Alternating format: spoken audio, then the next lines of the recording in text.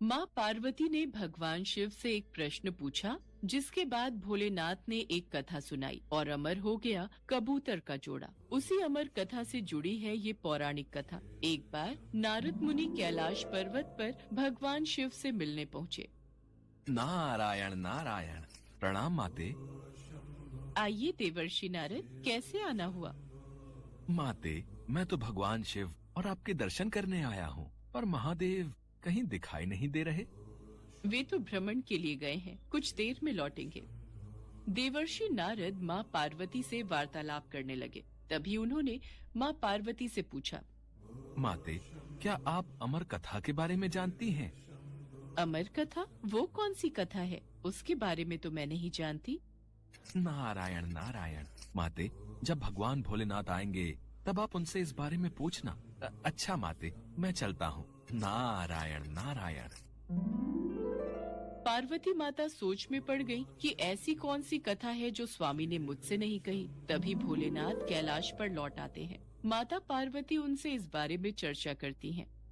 प्रभु, आपने मुझे कभी अमर कथा के बारे में क्यों नहीं बताया? मुझे आज और अभी अमर कथा सुननी है।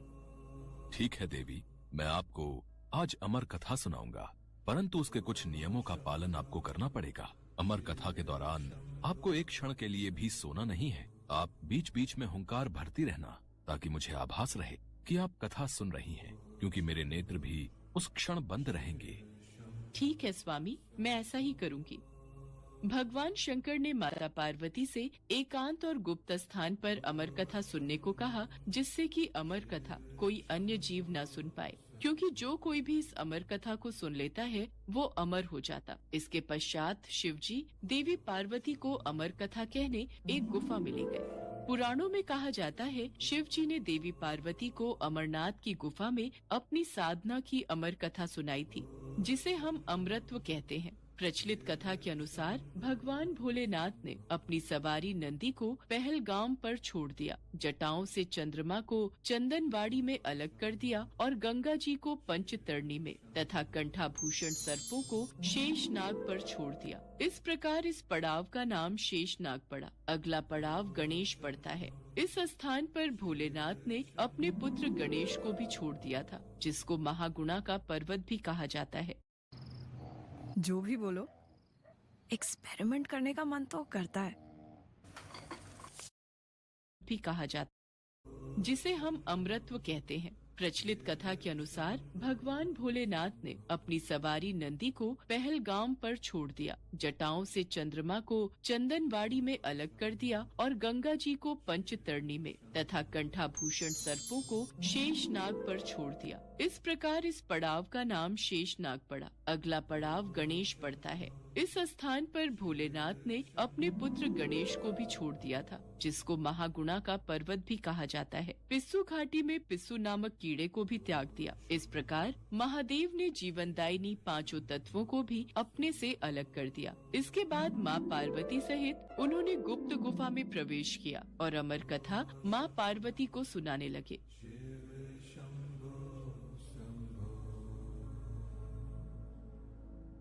पर कथा सुनते सुनते देवी पार्वती को नींद आ गई और वो सो गईं, जिसका शिव जी को पता नहीं चला। भगवान शिव अमर होने की कथा सुनाते रहे। उस समय दो सफेद कबूतर शिव जी से कथा सुन रहे थे और बीच बीच में गूं गूं की आवाज निकाल रहे थे। शिव जी को लगा कि माता पार्वती कथा सुन रही हैं और बीच बीच में हुंकार भर रही हैं। इस तरह दोनों कबूतरों ने अमर होने की पूरी कथा सुन ली थी।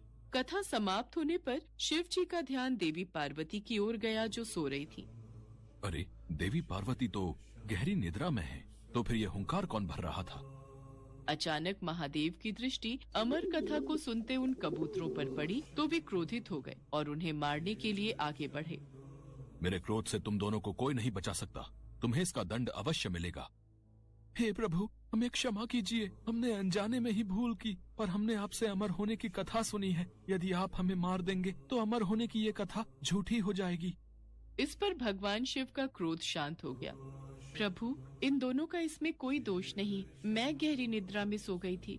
मैंने आपके आदेश का पालन नहीं किया, इसलिए इन दोनों को क्षमा कर दीजिए। भगवान शिव जानते थे कि अनजाने ही सही पर कबूतरों ने अमर कथा को सुन लिया था, इसलिए वे दोनों अमर हो चुके हैं। इस पर महादेव ने कबूतरों को जीवित छोड़ दिया। भगवान शिव के आशीर्वाद से वो कबूतर का जोड़ा अजर अमर हो गया।